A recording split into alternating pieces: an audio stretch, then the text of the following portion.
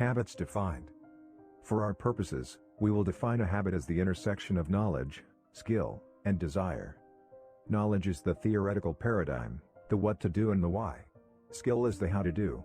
And desire is the motivation, the want to do. In order to make something a habit in our lives, we have to have all three. I may be ineffective in my interactions with my work associates, my spouse, or my children because I constantly tell them what I think, but I never really listen to them. Unless I search out correct principles of human interaction, I may not even know I need to listen. Even if I do know that in order to interact effectively with others I really need to listen to them, I may not have the skill. I may not know how to really listen deeply to another human being. But knowing I need to listen and knowing how to listen is not enough. Unless I want to listen, unless I have the desire, it won't be a habit in my life. Creating a habit requires work in all three dimensions. The being/seeing change is an upward process, being changing seeing, which in turn changes being, and so forth, as we move in an upward spiral of growth. By working on knowledge, skill, and desire, we can break through to new levels of personal and interpersonal effectiveness as we break with old paradigms that may have been a source of pseudo-security for years. It's sometimes a painful process. It's a change that has to be motivated by a higher purpose, by the willingness to subordinate what you think you want now for what you want later. But this process produces happiness, the object and design of our existence. Happiness can be defined, in part at least, as the fruit of the desire and ability to sacrifice what we want now for what we want eventually. Effective habits. Internalized principles and patterns of behavior. The maturity continuum. The 7 habits are not a set of separate or piecemeal psych-up formulas. In harmony with the natural laws of growth, they provide an incremental, sequential, highly integrated approach to the development of personal and interpersonal effectiveness. They move us progressively on a maturity continuum from dependence to independence to interdependence. We each begin life as an infant, totally dependent on others. We are directed, nurtured, and sustained by others. Without this nurturing, we would only live for a few hours or a few days at the most. Then gradually, over the ensuing months and years, we become more and more independent, physically, mentally, emotionally, and financially, until eventually we can essentially take care of ourselves, becoming inner-directed and self-reliant. As we continue to grow and mature, we become increasingly aware that all of nature is interdependent, that there is an ecological system that governs nature, including society. We further discover that the higher reaches of our nature have to do with our relationships with others, that human life also is interdependent. Our growth from infancy to adulthood is in accordance with natural law. And there are many dimensions to growth. Reaching our full physical maturity, for example, does not necessarily assure us of simultaneous emotional or mental maturity. On the other hand, a person's physical dependence does not mean that he or she is mentally or emotionally immature. On the maturity continuum, dependence is the paradigm of you take care of me, you come through for me, you didn't come through, I blame you for the results. Independence is the paradigm of I can do it, I am responsible, I am self-reliant, I can choose. Interdependence is the paradigm of we can do it, we can cooperate, we can combine our talents and abilities and create something greater together. Dependent people need others to get what they want. Independent people can get what they want through their own effort. Interdependent people combine their own efforts with the efforts of others to achieve their greatest success. If I were physically dependent, paralyzed or disabled or limited in some physical way, I would need you to help me. If I were emotionally dependent, my sense of worth and security would come from your opinion of me. If you didn't like me, it could be devastating. If I were intellectually dependent, I would count on you to do my thinking for me, to think through the issues and problems of my life. If I were independent, physically, I could pretty well make it on my own. Mentally, I could think my own thoughts, I could move from one level of abstraction to another. I could think creatively and analytically and organize and express my thoughts in understandable ways. Emotionally, I would be validated from within. I would be inner-directed. My sense of worth would not be a function of being liked or treated well. It's easy to see that independence is much more mature than dependence. Independence is a major achievement in and of itself. But independence is not supreme. Nevertheless, the current social paradigm enthrones independence. It is the avowed goal of many individuals and social movements. Most of the self-improvement material puts independence on a pedestal, as though communication, teamwork, and cooperation were lesser values. But much of our current emphasis on independence is a reaction to dependence, to having others control us, define us, use us, and manipulate us. The little understood concept of interdependence appears to many to smack of dependence, and therefore, we find people, often for selfish reasons, leaving their marriages, abandoning their children, and forsaking all kinds of social responsibility, all in the name of independence.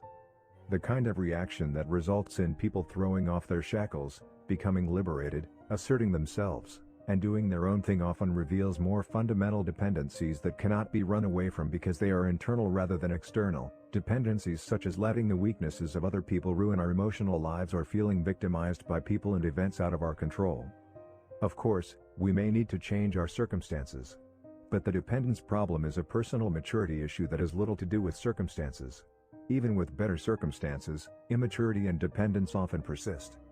True independence of character empowers us to act rather than be acted upon. It frees us from our dependence on circumstances and other people and is a worthy, liberating goal. But it is not the ultimate goal in effective living. Independent thinking alone is not suited to interdependent reality. Independent people who do not have the maturity to think and act interdependently may be good individual producers, but they won't be good leaders or team players. They're not coming from the paradigm of interdependence necessary to succeed in marriage, family, or organizational reality. Life is, by nature, highly interdependent. To try to achieve maximum effectiveness through independence is like trying to play tennis with a golf club. The tool is not suited to the reality. Interdependence is a far more mature, more advanced concept. If I am physically interdependent, I am self-reliant and capable, but I also realize that you and I working together can accomplish far more than, even at my best, I could accomplish alone. If I am emotionally interdependent, I derive a great sense of worth within myself, but I also recognize the need for love, for giving, and for receiving love from others. If I am intellectually interdependent, I realize that I need the best thinking of other people to join with my own. As an interdependent person, I have the opportunity to share myself deeply, meaningfully, with others, and I have access to the vast resources and potential of other human beings. Interdependence is a choice only independent people can make. Dependent people cannot choose to become interdependent. They don't have the character to do it, they don't own enough of themselves. That's why habits 1, 2, and 3 in the following chapters deal with self-mastery. They move a person from dependence to independence. They are the private victories, the essence of character growth. Private victories precede public victories. You can't invert that process any more than you can harvest a crop before you plant it. It's inside out. As you become truly independent, you have the foundation for effective interdependence. You have the character base from which you can effectively work on the more personality-oriented public victories of teamwork, cooperation, and communication in habits 4, 5, and 6. That does not mean you have to be perfect in habits 1, 2, and 3 before working on habits 4, 5, and 6. Understanding the sequence will help you manage your growth more effectively, but I'm not suggesting that you put yourself in isolation for several years until you fully develop habits 1, 2, and 3. As part of an interdependent world, you have to relate to that world every day. But the acute problems of that world can easily obscure the chronic character causes. Understanding how what you are impacts every interdependent interaction will help you to focus your efforts sequentially, in harmony with the natural laws of growth. Habit 7 is the habit of renewal, a regular, balanced renewal of the 4 basic dimensions of life. It circles and embodies all the other habits. It is the habit of continuous improvement that creates the upward spiral of growth that lifts you to new levels of understanding and living each of the habits as you come around to them on a progressively higher plane.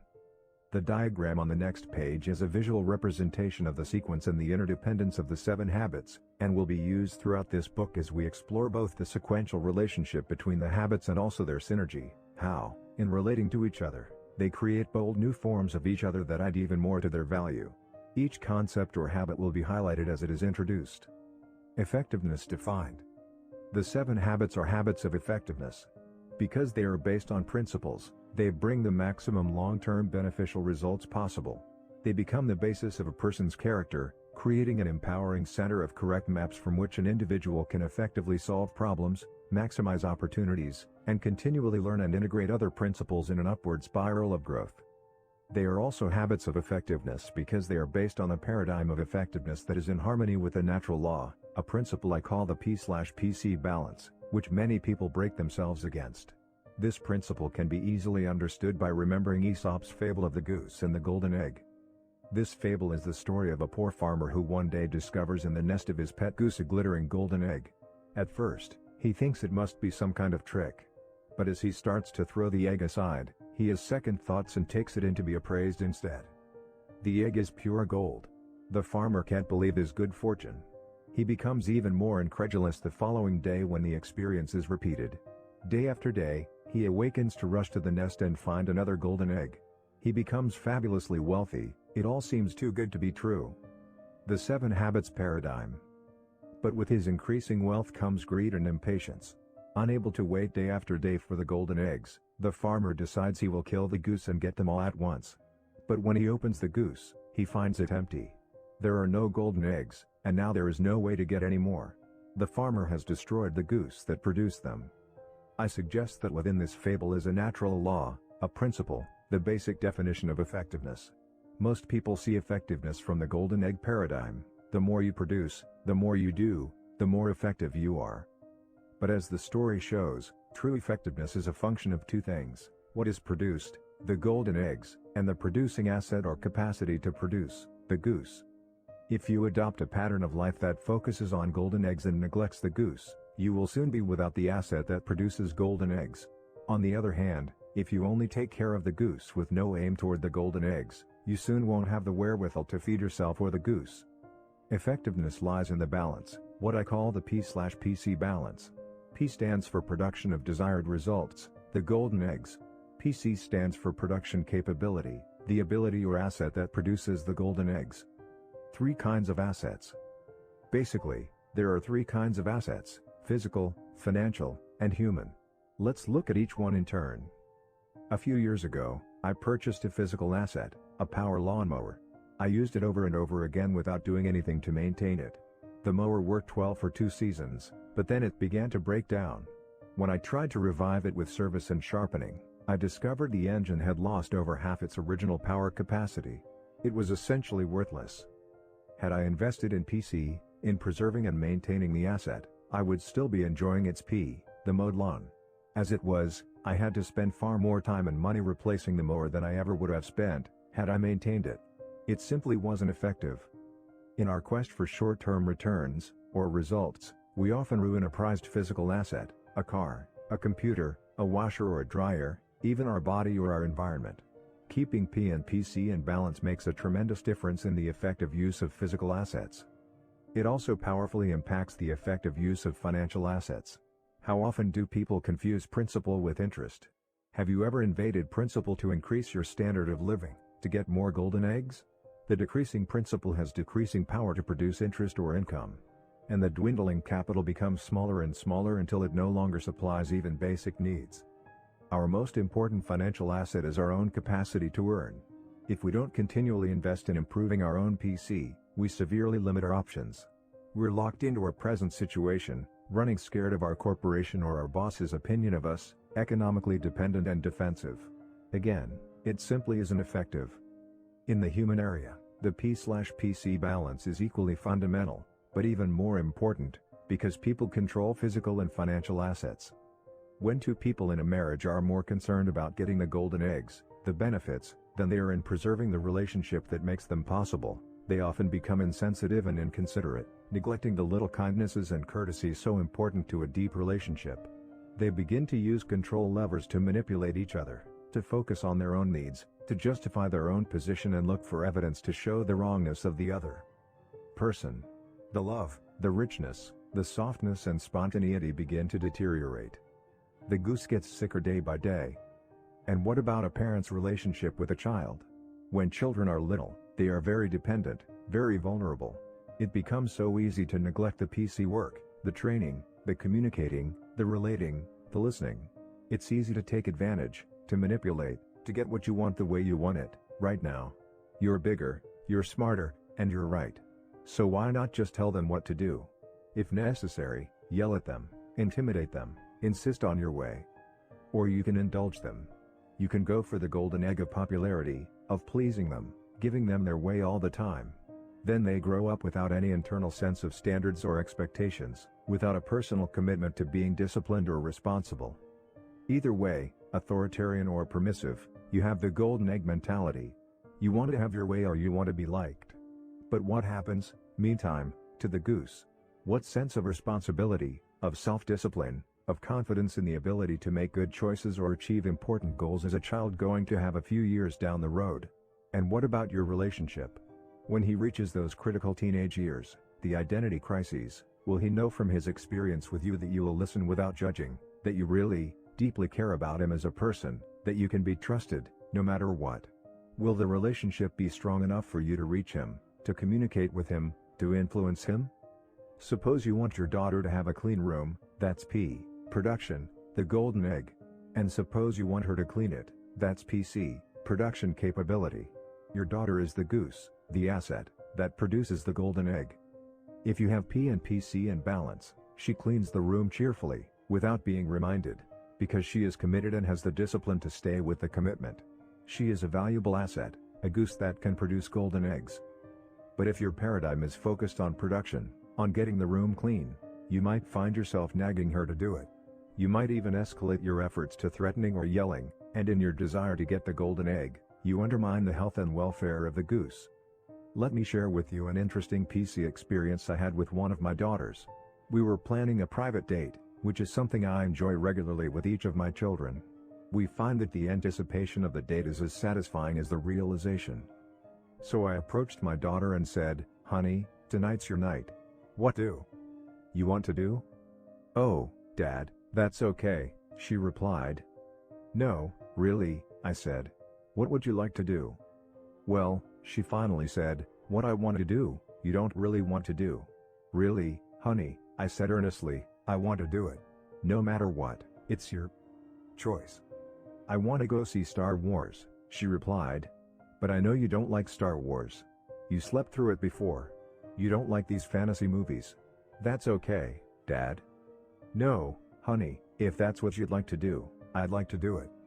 "Dad, don't worry about it. We don't always have to have this date." She paused and then added, "But you know why you don't like Star Wars? It's because you don't understand the philosophy and training of a Jedi Knight." "What? You know the things you teach, Dad? Those are the same things that go into the training of a Jedi Knight." "Really? Let's go to Star Wars." And we did. She sat next to me and gave me the paradigm. I became her student, her learner. It was totally fascinating. I could begin to see out of a new paradigm the whole way a Jedi Knight's basic philosophy and training is manifested in different circumstances. That experience was not a Plan P experience, it was the serendipitous fruit of a PC investment. It was bonding and very satisfying. But we enjoyed golden eggs, too, as the goose, the quality of the relationship, was significantly fed.